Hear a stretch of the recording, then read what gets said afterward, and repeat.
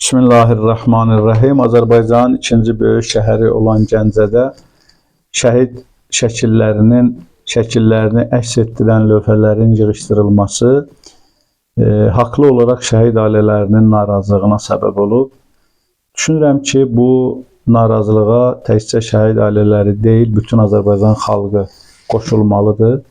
Hətta Azərbaycanın hər guşəsində şəhid şəkilləri əks olunan lövhələr asılmalıdır. Çünki öz şəhidinə qiymət verməyən xalq heç vaxt yüksələ bilməz.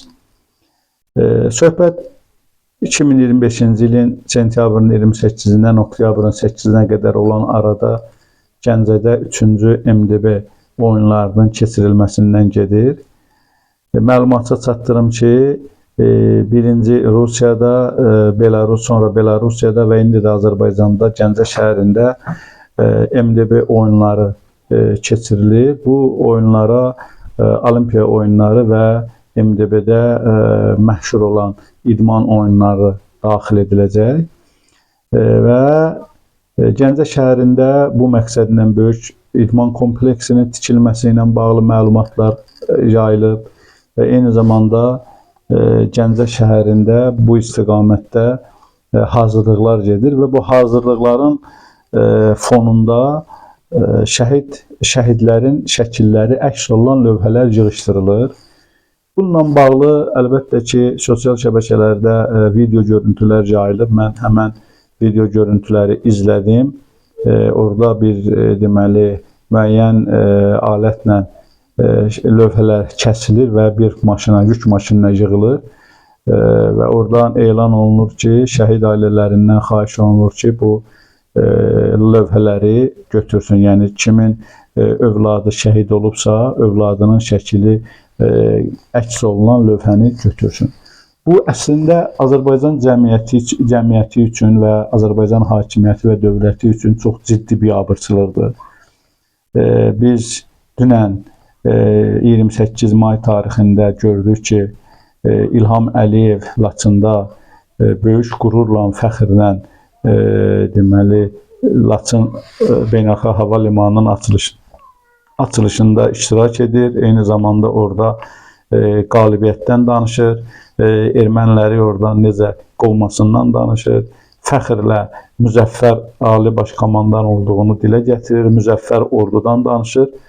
Amma nə yazıq ki, eyni halda biz görürük Gəncədə müzəffər əsgərlərimizin, daha doğrusu müzəffər şəhidlərimizin şəkilləri əks olunan lövhələr yığışdırılır və şəhidlərimizə qarşı ciddi hörmətsizlik olunur. Əziz izləyicilər, bir məsələni mən xatırladım. 2020-ci ildə 14 günlük savaşda ki, təqribən 3000-dən çox Azərbaycan əsgəri, igid balaları şəhid oldular. Allah hamısına rəhmət etsin və yaxınlarına mən başsağlığı, səbir diləyirəm Allahdan. O zamanda mən belə bir fikir səsləndirmişdim ki, müharibə bitdikdən sonra Azərbaycan hakimiyyəti rahat nəfəs almağa başlayanda hədəfə aldığı deməli ilk qrup şəhid ailələri və qazilər olacaq. Elə də oldu. Biz ondan sonraki dövrlərdə də gördük ki, hakimiyyət hər fürsətdə imkan düşdükcə şəhid ailələrinə qarşı amansız davranır və qazilərin problemləri başdan aşır, qazilərə qarşı çox sərt davranış göstərir, sərgiləyir və görürük ki, bugün deməli Azərbaycan hakimiyyəti şəhidlərə bir lövhəni də çox görür.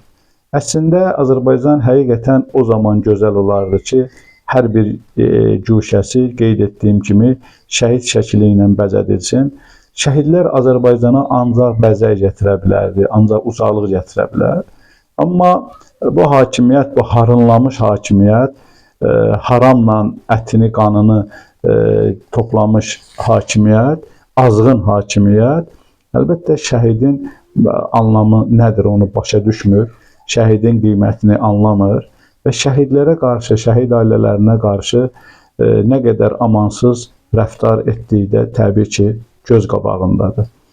Mən hər zaman bu barədə deməli danışarkən xüsusi bunu qeyd etmişəm ki, əlbəttə ki, O gənc balalarımız, gənc oğullar, igid əsgərlərimiz şəhid olanda, onlar dəfn olunanda, onların valideynləri qürurla başlarını dik tutaraq Azərbaycan bayrağını alıb öpürlər və öpürdülər və vətən sağ olsun deyib öz övladlarını soyuq torpağın ağuşuna buraxırdılar. Baxmayaraq ki, o övladlar, vətən o övladlar üçün, o oğullar üçün heç bir şey etməmişdi və indi də etmir.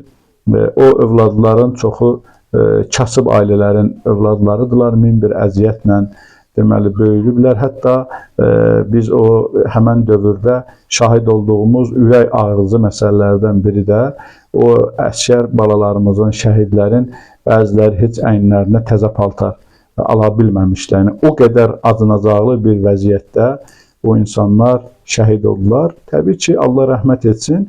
Yəni, o Azərbaycan bayrağını alıb, öpüb, qürurla dayanan valideynlər, elə fikir verməyin ki, elə bunlar həmişə belədirlər. Onların göz yaşları içinə axırdı, onların qəlbləri parçalanırdı və biz hətta müşahidə etdik ki, övladları şəhid olduqdan bir müddət sonra bəzi valideynlər dözməyib dünyalarını dəyişdilər. Təbii ki, övlad acısı, övlad ağrısı, övlad içkisi çox böyük bir məsələdir. Bu hakimiyyət nümayəndələri başda İlham Əliyev olmaq şərti ilə bunların övladlarının heç əllərinə bir tikan da batmayıb ki, o övlad acısını dərk edə bilsinlər. Əziz izləyicilər, həqiqətən deməli, şəhidlərə bugün bizim verə biləcəyimiz və şəhid ailələrinə verə biləcəyimiz ancaq və ancaq onlara sayğı və hörmətdir. Şəhid ailələri ancaq övladlarına sayğı nəticəsində dünyaya, həyata tutuna bilirlər.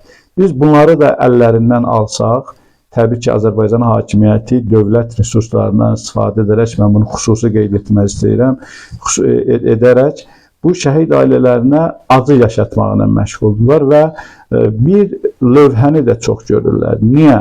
MDB oyunlarının əslində bu üçüncüdür sayca Rusiyada, Belarusiyada və Azərbaycanda keçirilir. Görünür ki, o qədər də ciddi bir məsələ deyil, ciddi bir oyun yarışması deyil. Amma MDB ölkələrindən gələn qonaqlar şəhidləri görəcəklər. Burada deməli müxtəlif fikirlər formalaşa bilər. Burada güya bunlar istəyirlər ki, öz şəhidlərini gizlətməklə özlərini sülhpərvər kimi göstərsinlər. Azərbaycan hakimiyyəti şəhidləri gizlətməklə, şəhidlərin lövhələrini götürməklə, şəhid analarının, atalarının qəlbini dağlamaqla istəyir ki, özünü sülhpərvər kimi göstərsin. Amma əslində bu hakimiyyətin, bu xalqın nə qədər deməli rüsvay olduğunu göstərir. O bir şəhid şəklini küçədən yığışdırmaqla həmən ölkə sülhpərvər olmur. Əksinə sülh məsələ müharibədən keçir. Müharibələr olmasa sülhün olması, əmin-amanlığın olması tarixdə heç bir zaman göstərilməyib. Bir xalqın ucalığı ancaq və ancaq onun şəhidi ilə hesablanır, şəhid olması ilə hesablanır. Hansı xalqın ki şəhidi yoxdur, hansı xalq ki müharibələrə girməyib, müharibələri olmayıb, o xalqın varlığı ümumiyyətlə mümkün ola bilməz. Ona görə Azərbaycan hakimiyyəti MDB ölkələrindən, indi bilmirəm nə qədər adam gələcək, əvvəlki beynəlxalq tədbirlər kimi necə rüsvay olacaq, baxmayaraq ki, bu beynəlxalq tədbirdə bunu saymaq olmaz. Amma oradan nə qədər adam gələcək, o proqram necə keçiriləcək, hansı oyunla bu oyunu idarə edəcəklər, bunlar sual altındadır. Hər halda Azərbaycan hakimiyyəti şəhidlərini gizlətməklə elə bilir ki, yaxşı bir iş görür. Amma şəhidlərini gizlətməklə həm şəhid ailələrinin ürəyini parçalayır, həm şəhidlərin ruhuna hörmətsizlik edir, sayğısızlıq edir, həm də ki, özünü dünyada rüsva edir. Esselamu Aleyküm və Rəhmətullahi və Bərəkatuhu.